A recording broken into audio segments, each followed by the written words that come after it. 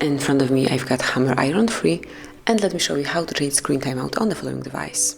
So first of all, just open list of all applications, then find and select the settings. Now locate and open display, it's right here, and click on sleep. Here it is. And just pick the period of time that you would like to apply, so it can be 15, 30 seconds, 1 to 5 minutes, 10 minutes, or even 30 minutes. Let me choose 30 minutes.